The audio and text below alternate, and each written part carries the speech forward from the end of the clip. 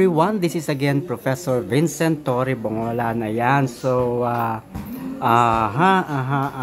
okay, so paging Robert Ace Barbers. Ayan, so kung meron kayong iimbitahan para sa inyong pagdinig dyan sa TRICOM, siguro I would rather introduce to you the author of this Facebook page, no? Pilipinas Today. Ito po yung kanyang report. No, basahin natin. Magkasunod ito na report niya. Ayan. Ayan. Ayon sa mapagkakatiwalaang sources, umalis si Digong sa Davao City alas 9 ng gabi noong Huwebes patungo ng Maynila sakay ng Philippine Airlines flight number PR2829 at dumating sa NAIA Terminal 2 makalipas ang 2 oras. At sa kanyang biglaang at palihim pagtungo sa ibang bansa, marami sa mga netizens ang nagtatanong, bakasyon o iwas International Criminal Court. Santissima Trinidad, no, hindi pa rin sila nakaka-move on sa ICC. Ang tagal-tagal na ng ICC na yan, dapat noon pa. Ito ay dahil sa mga ugong-ugong na mag-i-issue na mga susunod na araw ang ICC ng arrest laban.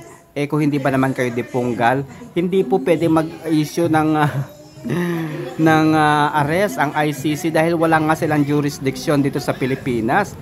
No, laban kay Duterte na nahaharap sa kasong crimes against humanity dahil sa di umano'y pagpatay sa libu-libong katao, kabilang ang mga drug personalities sa kanyang ipinatupad na war on drugs na nagsimula siya sa alkalde pala Davao hanggang mahalal bilang pangulo ng bansa. Ang biyahe ni Duterte sa bansa ay nataon din na kasagsagan ng pangangampanya ng PDP laban senatorial candidates na kanyang sinusuportahan.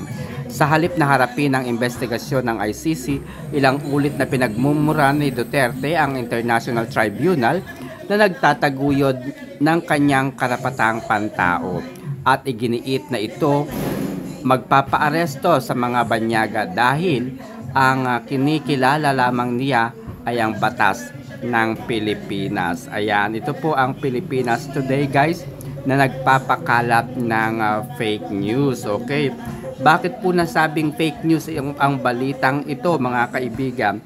Dahil si former President Rodrigo Roa Duterte ay inimbitahan po ng ating mga kababayan sa Hong Kong para maging guest speaker. Ayan, inimbitahan po siya bilang speaker sa Hong Kong.